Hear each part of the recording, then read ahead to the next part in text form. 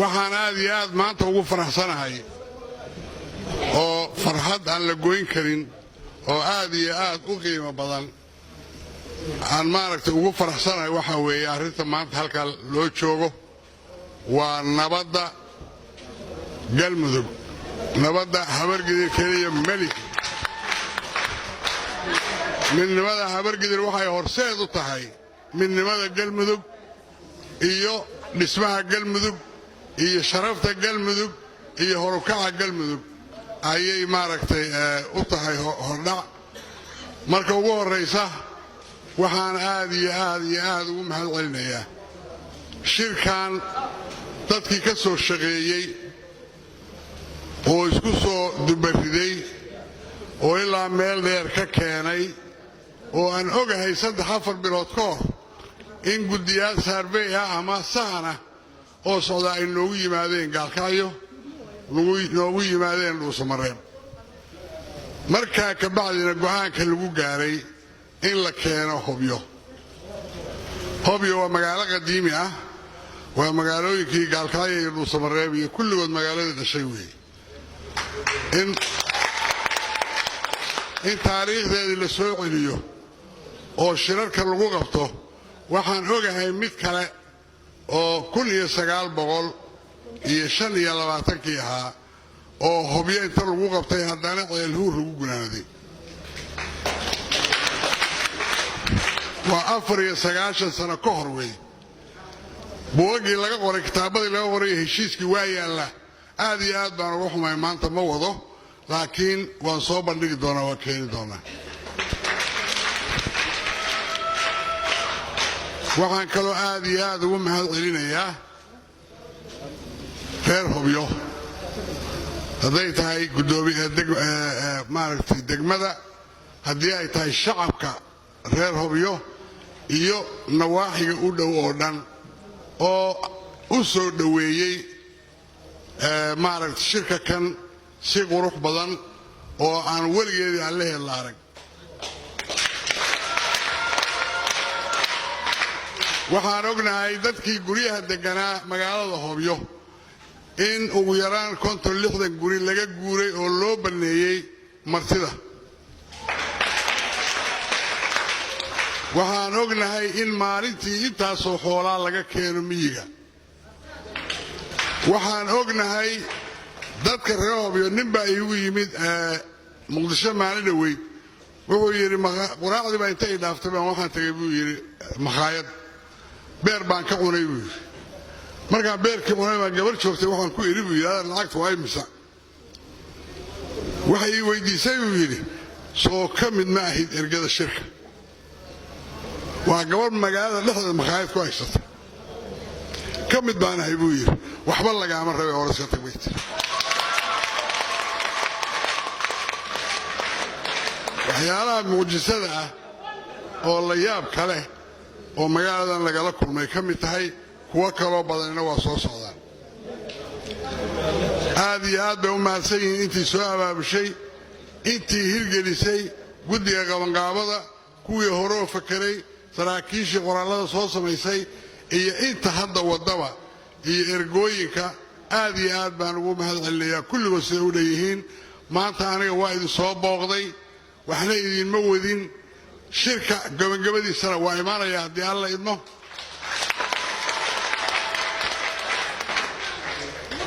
waxaan keliya oo rabay inaan sheego oo ku dhawaaqa mar kale galmudug 2 bilood ka hor waa tii aan dhuusamareeb markaan ka soo tagnay dowladda federaalka waanu la hadalay mar haddii aan arkay in ay dhuusamareeb iyo cadaado iyo carradii ay xoogaa tashwiish galay ayaan waxaan ku soo dhoweeyey dowladda federaalka ay shaqaha qabato bal waxay qaban kartaa qabato hadafkaygu wuxuu ahaa inay xalaalay huusho isu geeyaan dhuusamareeb iyo cadaado isu geeyaan ahlu sunnadii hore iyo galmudugta cusub galmudugtii isku soo dhoweeyaan wixii jira ka shaqeeyaan oo ay hawsha maadaama annaga inta yabyabtii iyo dhibaatadii nagu badatay يا بل أنا كهذين مركان بالكو إجنو دولة الفدرالك دولة الفدرالك هوشي مركي أي غلطي رونهانتي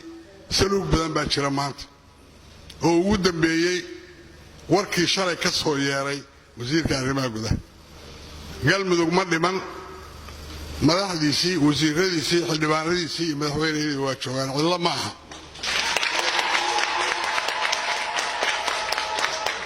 waxaan rajaynaynaa haddii waxa dhisana inaan ka dhoono u dabdhaxaan inaan ka noqono ayaan rabnaa inaan wax ka dhisno inaan wax quman dhisnaan rabnaa waxa quman oo aan dhisaynana ilaahay maaragtaa nala garab galo waa nala garab geli doonaa waxa kale oo aad iyo aad muhiim ah Soomaaliya 30 sano la soo dhaafay waxaan dhici jirtay sanadkii 40 milyan oo dollar baa waxay ku baxdaa dib u heshiisiin wax la yiraahdo dib u heshiisiintaasi waa seminar iyo workshop iyo NGO wada dib u heshiisiinta maanta waa ka bedelaynaa magacii waxaan ka dhigaynaa dhab u heshiisiin inaysan dhalanteed noqonee dhab noqoto oo wax dhaba lagu heshiiyo maanta ito galisoor iyo meesha la yiraahdo dhabada iskuma socdaan hadda raaliga ahaada jaamacaga iyo xasan yarana waxay wada joogaan baa laga yaabaa dhuusamareeb ayadoo midna hoolka dhinaca ka fadhiyo midna dhinaca ka fadhiyo waa la heshiiyay haddii la yiraahdo labadii magaalo aysan isku socon soo dhibaato ma xasan yar wuxuu tabanayaa gurigii galisoor inuu ku laabto شاوانا وقول رواية عرض الله وضاعه إلا ولماذا waa rabaan heshiis in la isu keeno oo wax loo kala qaado oo kii gurigiisa loo qasho oo kii hantidiisa loo celiyo oo kii dhig ka maqan yahay loo mago miyaysan ahayn nab oo heshiisiin horta waa taa ee ma aha workshop iyo NGO ma laga bilaabo maanta galmudug waxaan rabnaa inay samayso dhab heshiisiin waxaan ugu baaqayaa beelaha galmudug oo hadda halkaan ka maqan inay nagala soo qayb galaan dhab heshiisiinta ka furan hodhi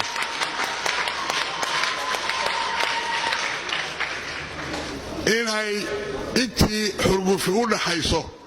nagala qayb galaan ama kala qayb galaan beelaha halka fadhiya in ay isku soo dhaweeyaan oo ay isfahamsiiyaan oo wax dhaxalgal ah oo nabad waarta dhala oo dawlad fiican dhala oo wax wanaagsan inay halka soo baxaan ma rabnaa ilaahay hadduu idmo waxaan ku soo dhaweynayaa beelaha ay ugu horeyso beesha sare oo aad iyo aad xurgufo badan ka jiraan mudug iyo galguduud labadaba beelaha fiqi maxamed oo xeraale iyo kala jooga iyo huurshe oo in la isku dhaweeyo la isku keeno u baahan meesha la yiraahdo dhabad iyo balanballe dhabad ma isaga guriceel iyo balanballe waan ognahay inaysan isu socon in la isu socodsiiyaan raba waxaan rabnaa in dawaysiintaani gaarto ilaa hiiraan midda ka socota dhibaatada ka jirta maaragtay waxba la qarin maayo maanta habareeji iyo cali madaxweyne in la dhex galo oo aan taa u gudubnaa rabnaa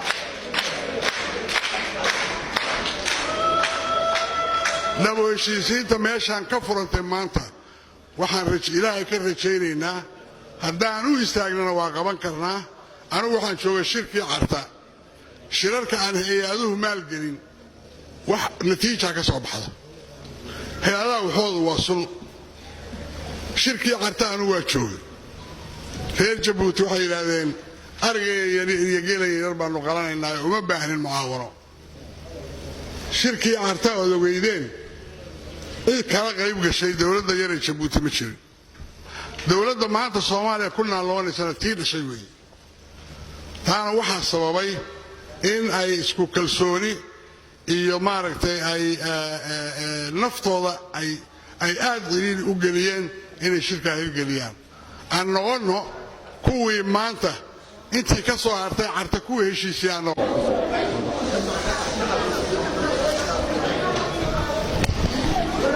mar kale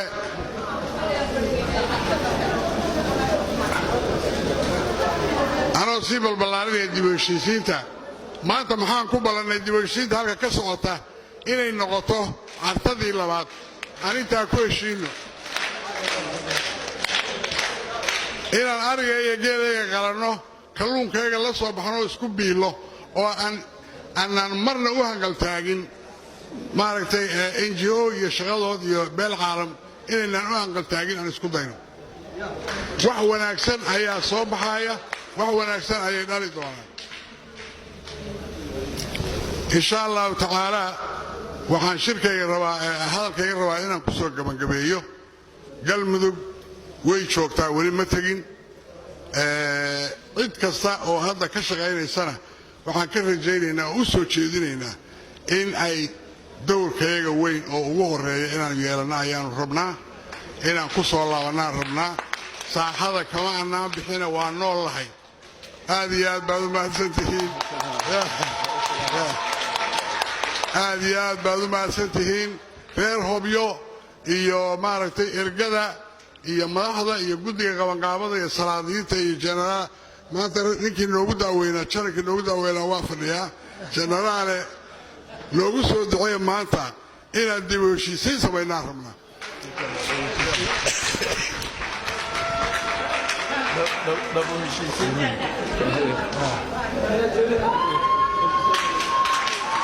waxaan samaynaynaa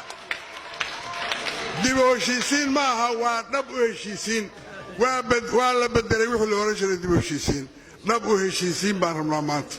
aad iyo aad baan u mahadsantihiin soo dhowaada waxaan isugu imaanaynaa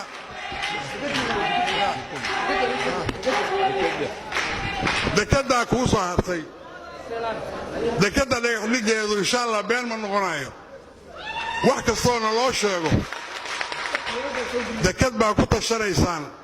aniga kolley haddaanan dhiman haddaan joogo ka taga madaxtinimada iyo haddaanan joogin labadaba dekeddaas aniga haligu faatixiyey inay dhisanto inaan qadar la'aan inaan dhisnaan rabnaa sacuudi la'aanta inaan dhisannaan rabnaa muruqayagaan ku dhisanaynaa marka ugu horraysana 2 bilood 3 bilood soo socotana ifafaalaha waad arki doontaan aad iyo aad baad u mahadsantihiin soo dhowaada kalluunka ha la cuno hilibka ha la iska yareeyo qolada halkaan inta warshadda ka dhistay ka tagtayna soo laabta dhahaya aad iyo aad baad u mahadsantihiin soo dhowaada insha allah bisha 2, 3, 4 waa soo noqonayaa shirka xiriirdiisana waa ka soo qayb galayaa aad iyo aad baad u mahadsantihiin soo dhowaada